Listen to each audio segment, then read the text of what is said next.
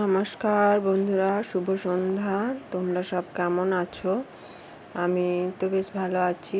আর আজ তোমাদের কাছে নিয়ে চলে এসেছি রবিবার স্পেশাল ব্লগ নিয়ে। তবে আজ রবিবার কিন্তু কোথাও ঘুরতে যাওয়া বা কোনো কিছু থাকছে না। আজকে করবো একটু গাছেদের পরিচর্যা। তাই প্রথমে বারান্দা থেকে শুরু করলাম। বারান্দায় যে সমস্ত পাতাবাহারের গাছগুলো আমার রয়েছে, আর রয়েছে এখানে একটি মানি প্ল্যান্টের গাছ। তো কেন এই মানি প্ল্যান্টের গাছটা দেখাচ্ছি বলো তো, যে তোমরা অনেকেই ভাবো যে মাটি ছাড়া গাছ হয় না, কিন্তু এই মানি প্ল্যান্টের গাছটা তোমরা এইভাবে জলের মধ্যেও লাগাতে পারো। দেখো কীরকম শিকড় বেরিয়ে এসছে। আর এই গাছটার জলটা মাঝে মাঝে পাল্টে দেবে। আর গাছটা একটু সামান্য ঠান্ডা রোদ ছায়াযুক্ত, প্রখর রৌদ্রে রাখবে না, একটু রৌদ্র ছায়াযুক্ত জায়গায় রেখে দেবে। তাহলে এরকম সুন্দর মানি প্ল্যান্টের গাছ হয়ে যাবে। তো মাটি ছাড়াও এই গাছ এইভাবে বানানো যায়। তো যাই হোক, কদিন ধরে গাছপালাগুলো একদমই যত্ন করা হয়নি, কারণ রবিবার দিনকে ঘুরতে যাওয়া বা কোথাও কোনো কাজ থাকলে সেইটাই করে যাচ্ছি। তো বেশ কিছুদিন ধরে গাছেদের একটু পরিচর্যা করা হয়নি। দেখো গাছগুলো কী হাল হয়েছে। সমস্ত গাছগুলো ফাঙ্গাল অ্যাটাক করেছে, আর পাতাগুলো সবুজ রং নেই, একটু হলদে কালার হয়ে গেছে। তো আজকে সারাদিন ভাবছি গাছগুলোই পরিচর্যা করব, আর তার সাথে কি কি করছি বাড়ির কাজ সেগুলো তোমাদের সাথে শেয়ার করব। তো চলে এসো তোমরা আমার সাথে ছাদ বাগানে। গাছগুলো প্রথমে দেখতে পাচ্ছ লঙ্কা, তারপর ভেন্ডি, সমস্ত গাছ থেকে আমি এখন সবজিগুলো একটু একটু করে তুলে নেব, মানে গাছের যে ফল সেগুলো। এদিকে বই ডাঁটাটাও একটু কেটে নেব, আর রয়েছে কুমড়ো শাক, সবই পরপর একটু একটু করে আমি কেটে নেব। কেন বলো তো, আজকে গাছগুলোতে একটু খাবার দেব, আর তার সাথে দিয়ে দেবো একটু অ্যান্টিফাঙ্গালটা যেহেতু একটু কি বলবো, একটু অ্যান্টিফাঙ্গাল তো যতই হোক সাপ, তো সেই জন্য খাবারের জিনিসগুলোকে আগের থেকে আমি তুলে নিচ্ছি। আর এদিকে লঙ্কাগুলো পেকেও গেছে সেই জন্য। আর এই গাছটা থেকে আমার প্রচুর লঙ্কা পাওয়া গেছে। আজকে তোমাদের সব দিন অত হয়তো ভিডিও করা সম্ভব হয় না, কিন্তু এই গাছগুলো থেকে আমি রোজই এক মুঠো করে লঙ্কা পেয়েই থাকি। গাছটা জাতটা খুবই ভালো, কিন্তু মাটিটা আর একটু বেশি দিলে হয়তো ভালো হতো। আর এইদিকে দেখো এখানে বরবটি গাছগুলো বেশ ভালো হয়েছে। তো যাই হোক, ছাদটা তোমাদের সাথে তো আমি মাঝে মাঝে প্রায়ই শেয়ার করি।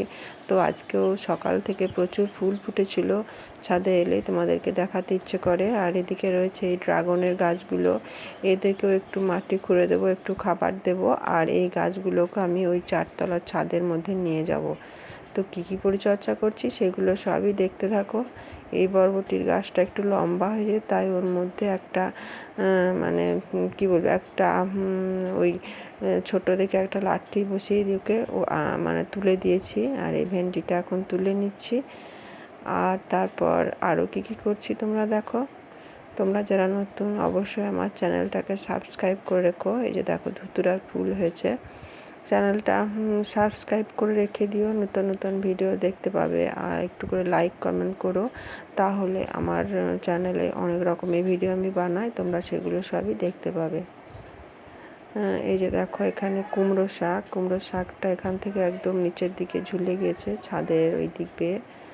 তো এখন কুমড়ো শাকগুলো একটু একটু করে কেটে নেব। কেন বলো তো, এখন অ্যান্টিফাঙ্গাল দেব, ওই জন্য ভাবছি যে শাক সবজি যেগুলো আছে সেগুলো সমস্ত যতটা সম্ভব তুলে নিচ্ছি, কারণ ওটা তো শরীরের ক্ষতিকারক। তো দেখো গাছটা কত লম্বা হয়েছিল। এইদিকে গোলাপের গাছগুলো সব ফাঙ্গাল অ্যাটাক করেছিল, ওই জন্য কিছু কিছু গাছের ডগাগুলো ছেটে দিয়েছি। এই যে দেখো লম্বা হয়েছিল গাছগুলো, তো গাছগুলো একটু করে ছেটে দিচ্ছি। যদিও কাটা ভিডিওটা অত খেয়াল ছিল না, বানানো হয়নি, অনেকটাই লম্বা ছিল। তো দেখতে পাচ্ছ গাছগুলো দেখে বোঝা যাচ্ছে যে আমি এখন গাছগুলো কেটে দিয়েছি। আর তারপর এখানে আমি আরও সমস্ত গাছগুলো করে নিচ্ছি। এই গোলাপের গাছটা এখন কাটবো না, কারণ ফুল হয়ে আছে, এটা কিছুদিন পরে কাটা যাবে। আর বাদবাকি যে ছিল সেই গোলাপগুলো কেটে দিয়েছি। আর এই গাছটাতেও দেখো কত লঙ্কা ধরে আছে, প্রচুর লঙ্কা ধরে আছে। কিছুটা লঙ্কা তুলে নেব, যেগুলো বড় হয়েছে সেগুলো, আর তা না হলে পরে তখন কিছুদিন এখন আবার অ্যান্টিফাঙ্গাল দেওয়ার পর আবার তুলতে পারবো না, ওই জন্য। ফুলও ফুটেছে প্রচুর। আর এখন আমি চলে এসেছি এই গাছের মাটিগুলো একটু করে খুঁড়ে নেব। অ্যাডিনিয়াম, গোলাপ, যে যে গাছগুলো মাটি টবে রয়েছে সেইগুলো একটু উপরের মাটি নিচে আর নিচের মাটি উপরে এইভাবে দিয়ে খুঁড়ে নিচ্ছি। এখন এই যে দেখো এই গোলাপের গাছগুলো কেটেও দিয়েছি, এখন গাছগুলো আমি একটু একটু করে খুঁড়ে দিচ্ছি সমস্ত গাছগুলো। গোলাপের গাছে কাজ করাও খুব কঠিন, আমারও হাতে অনেক জায়গা কাটাতে কেটে গেছে। আর এইদিকে জারবেরা গাছ এইগুলো করে নিয়েছি। আর এই যে দেখো এই ড্রাগন গাছটার মধ্যে নারকেলের দড়ি আরও একটু বেশি করে জড়িয়ে দিলাম, কারণ গাছটা এখন আবারও লম্বা হয়েছে। আর তারপর খুঁড়ে দেব। আর প্রথমে নারকেলের দড়ি বাঁধার পর আমি উপরে আবার একটা দড়ি মানে সরু সুতো দিয়ে আবার গাছের ডালটাকে বেঁধে দিয়েছি ড্রাগন গাছে। আর তারপর ওটা গাছের গোড়াটা একটু খুঁড়ে দিয়েছি। আর এইদিকে আর যে সমস্ত কুমড়ো শাকগুলো ছিল সমস্তটাই আমি এখন পেরে নিচ্ছি। ছাদে বাগান থাকলে এইভাবে টুকটাক কোনো শাক, লঙ্কা, সবজি টুকটাক লাগানো যেতেই পারে। তাহলে কি নূতন নূতন মানে টাটকা সবজি আর গাছের ফসল বেশ ভালোই খাওয়া যায়। তো কুমড়ো শাকগুলো আমি এখন প্রায় সবই কেটে নিয়েছি। কিছুদিন আগে এই গাছগুলোতে আমি একটু করে ফুলও পেয়েছিলাম, যদিও কুমড়ো ধরেনি, কিন্তু হয়তো দু একটা ছোট ছোট হয়েছিল কিন্তু নষ্ট হয়ে গেছে। যাই হোক, কুমড়ো না ধরলেও এই কুমড়ো গাছগুলোর যে পুরুষ ফুলগুলো হয়েছিল সেগুলো আমি বড়া করে খেতে পেরেছি। আর এখন গাছগুলো আমি এখন শাক করেও খেতে পারবো। কুমড়ো শাকের কোনো কিছুই নষ্ট হয় না, সমস্তটাই খাওয়া যায়।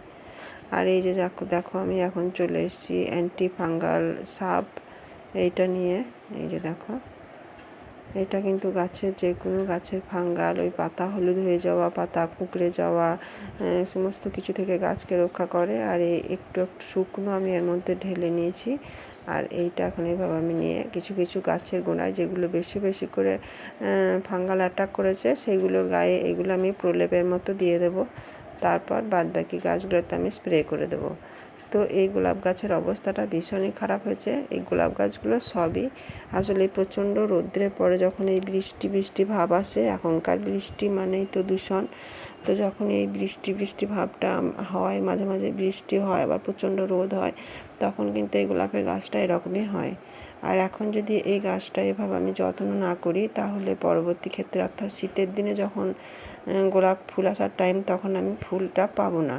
ওই জন্যে আমি ওই ব্রাশ দিয়ে গোলাপের গাছ, অ্যাডিনিয়ামের গাছ সমস্ত গাছের গোড়াগুলো আমি প্রলেপ দিয়ে দিয়েছি। আর এখন দেখো এই বোতলটার মধ্যে এটাতে 1.5 লিটার জল ধরে।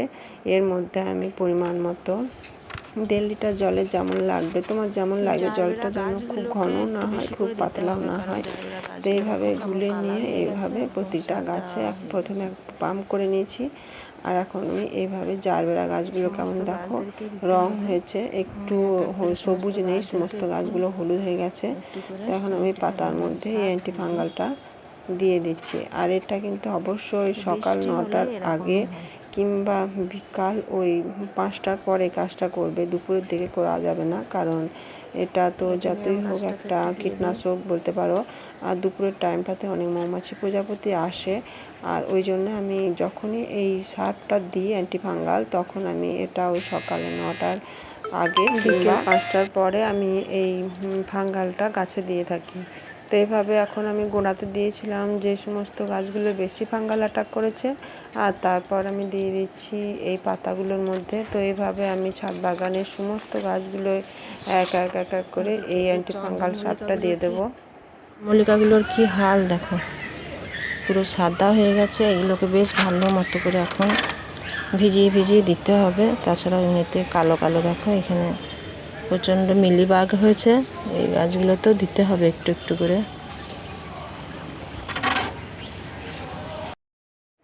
আর এই চন্দ্রমল্লিকাগুলো জুলাই মাসের প্রথম সপ্তাহ থেকে কাটিং শুরু হয়ে যাবে, তখন এগুলো থেকে আবার নতুন চারা গাছ হবে।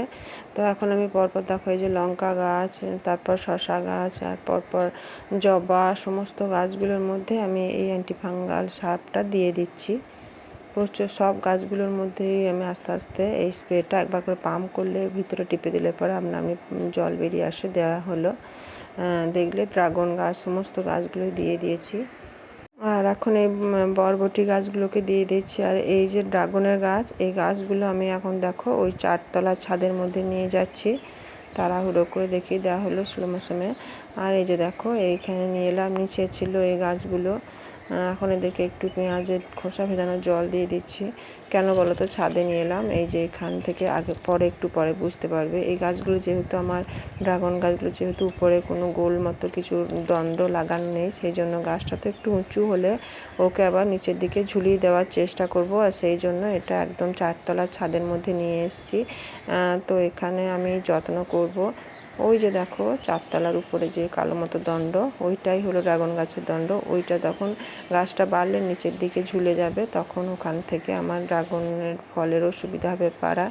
তো ছাদটা পরিষ্কারও করা হয়ে গেছে। আর এখন দেখো পশ্চিম দিকে যে টিকোমা গাছ এগুলো রয়েছে, এগুলোতেও আমি একটু করে ওই অ্যান্টি ফাঙ্গাল দিয়ে দেবো। টিকোমা গাছটার মধ্যেও প্রচুর কুড়ি এসছে। ফুল যদিও আগে দেখেছো, আবারও কিছুদিন পরে দেখাতে পারবো। এখন আর অতটা ফুল নেই। আর রয়েছে এখানে বগুনবেলি আর সমস্ত গাছ। আর এইদিকে আমাদের রবিবারে ছিল মা মনসার পালন। ওই সংক্রান্তি, যেহেতু জ্যৈষ্ঠ মাসের সংক্রান্তি ছিল, সেহেতু আমাদের একটা পালন রয়েছে। তো ছাদ বাগানের কাজকর্ম সেরে আমি চলে এসেছি এখানে। তো ওই সমস্ত তিতগুলো আমাদের খাওয়া হয়। আর বাজার থেকে কত আম এনেছে দেখো। আর সেই সঙ্গে আজকে আমাদের নিরামিষ মেনুটাও তোমাদের সাথে শেয়ার করে দিলাম। আজকে আমাদের সমস্ত নিরামিষ খেতে হয়, তিতো আর কোনো লাল জিনিস খেতে হয় না। আর নিরামিষের মধ্যে মুসুর ডালের বড়া, করলা ভাজা, তারপরে কেলেকোড়া ভাজা, শাক, আর তারপর আমড়া দিয়ে মুসুর ডাল, আর তারপরে রয়েছিল সয়াবিনের তরকারি। যেহেতু নিরামিষ দিন সেই জন্য সয়াবিনটাই বেস্ট, কিংবা পোস্ত করতে হয়। তো আমাদের পোস্ত থেকে সয়াবিনটাই বেশি পছন্দ করে। আর এদিকে হয়ে গিয়েছিল পনির ভাপা, এই যে কোটোর মধ্যে প্রেসার কুকারে করে নিয়েছিলাম, তাড়াতাড়ি হয়ে যাবে করে। আর এখানে হয়েছিল টক, আমরা তো টকটা মাঝে মাঝে খাই, তোমরা জেনেই থাকো। তো এটাই ছিল আজকে রেসিপি, তোমাদের কাছে সমস্তটাই শেয়ার করলাম। আর এটা মা মনসার পালন যে বললাম, হ্যাঁ এই জ্যৈষ্ঠ মাসের সংক্রান্তিতে আমাদের এই পালনটা করা হয়। এখানে এই কেলেকোড়া, তারপরে করলা, আমড়া, নিমপাতা, মুসুর ডাল, তারপরে রসুন কাঁচা সমস্ত কিছু নিয়ে সকালে স্নান করে বাসি মুখে এটা মানে খাওয়া দাওয়া করতে হয়। তারপরে সারাদিন নিরামিষ খেতে হয়। আর লাল লেলে যে সেই সমস্ত জিনিস আমরা খেতে পাই না। তো এই যে আজকের মতন সমস্ত ভাতের সবজিও তোমাদের সাজিয়ে দেখি। ভিডিওটা এখানে শেষ করছি, আবার ফিরে আসবো নতুন ভিডিও নিয়ে। আর তোমরা যারা রোজ আমার ভিডিও দেখো তারা অবশ্যই চ্যানেলটা সাবস্ক্রাইব করো, তাহলে আমার ভিডিও বানাতে আবারও ভালো লাগবে। এখন আসি, নমস্কার।